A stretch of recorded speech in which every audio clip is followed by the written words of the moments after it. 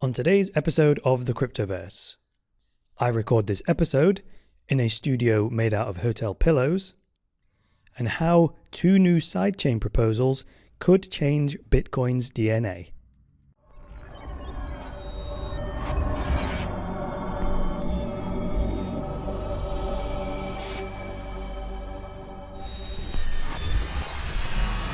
TunnelBear is the simple VPN app that makes it easy to browse the web privately and enjoy a more open and secure internet experience. Try TunnelBear for free by checking out the link in the video description below.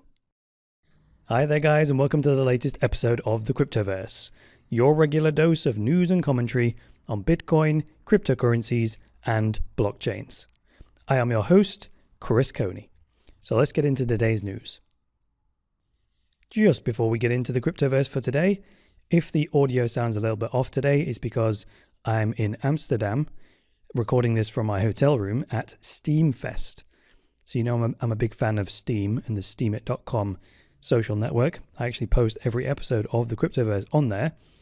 And if you're watching this on YouTube or if you check my Twitter, you'll see that I made a makeshift audio recording studio by stacking pillows together in a kind of a hut shape to kind of use as sound dampening material.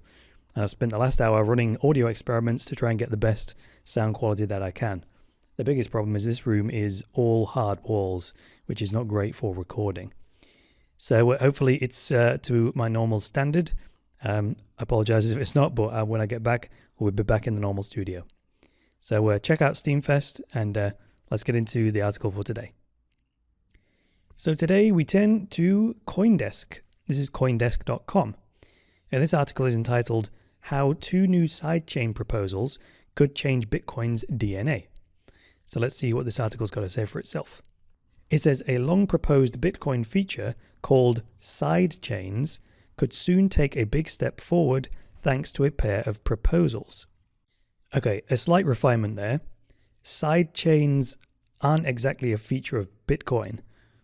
Much like a blockchain is a conceptual approach to how you put the system together, and it can be applied to any cryptocurrency, a sidechain is a similar conceptual approach, but it will explore this more as we go on.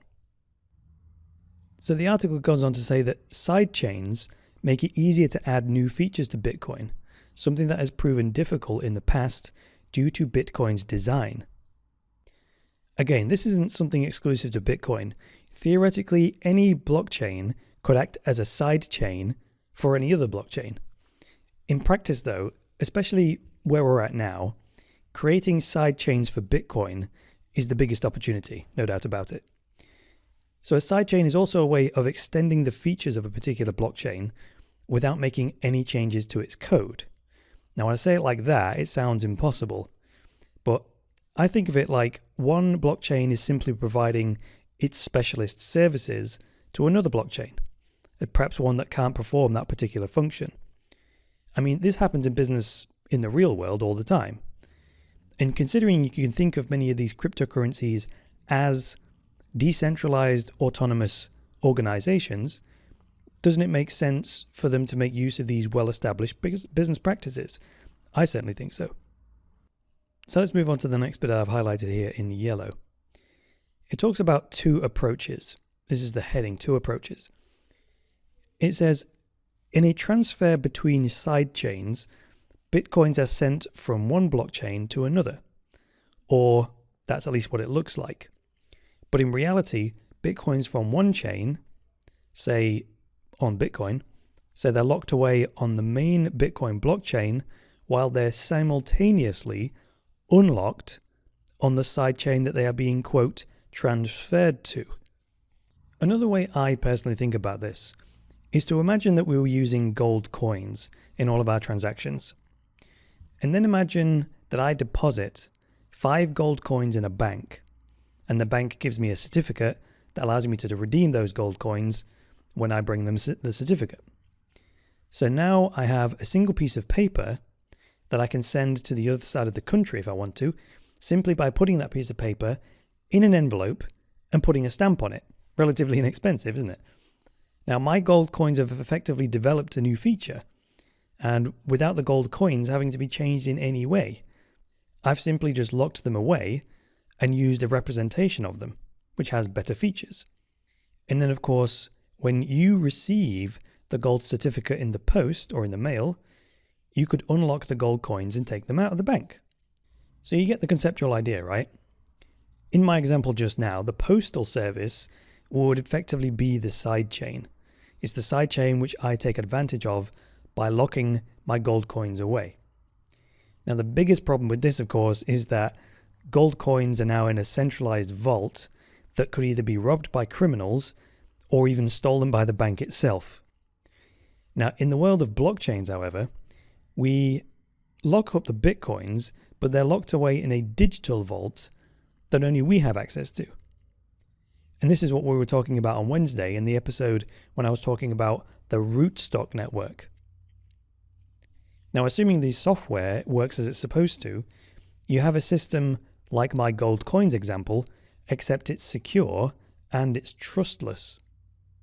So moving on to the green bit here, the article says the key difference between drive chains and regular side chains is who ultimately submits the necessary information to transfer the bitcoins back and forth. That would be either the users or the miners.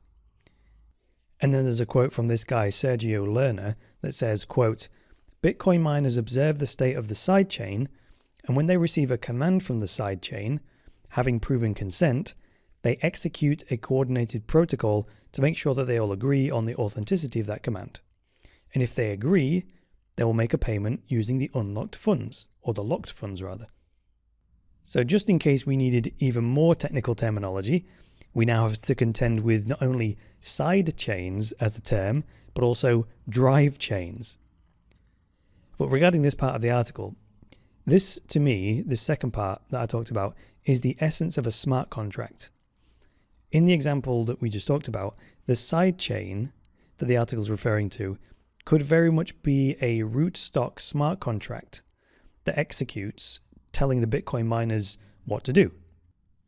Moving on now to the bit in blue, this part says, Segregated Witness, the code which was officially added to Bitcoin earlier this month, and the change that could be activated by miners as early as December, it says, while it is widely seen as a scaling solution, it comes with other benefits. Those benefits, of course, being making these sidechain integrations easier. So then let's do a quick check to see how Segwit is getting on. Let me flick over here to Coindance. This is coin.dance is the URL, and I'm on coindance/blocks. And this shows, it says explicit mining pool support by proposal. Updated 5 minutes ago, according to this. So we see Segregated Witness is officially or explicitly supported by 10.8% of mining pools. Now, the last time I checked this, it was at 8%, so it's slowly creeping up. The other thing that sticks out to me, though, which has got nothing to do with the topic for today, the Bitcoin Unlimited software is supported by 11.5% of mining pools. So the point there is that more mining pools explicitly support Bitcoin Unlimited than they do Segregated Witness. Now, granted, Bitcoin Unlimited has been out for a while, and for those of you that don't know, Bitcoin Unlimited is much more in preference for increasing the block size of Bitcoin rather than Segregated Witness, which is just increasing the efficiency with which the space inside a block is allocated. I just thought that was an interesting aside. If you want to check these stats out at any time, just go over to coin.dance, click on the blocks button, and check it out for yourself. Getting back to the main article, though, there's a purple bit that I've highlighted here that I want to talk to you about.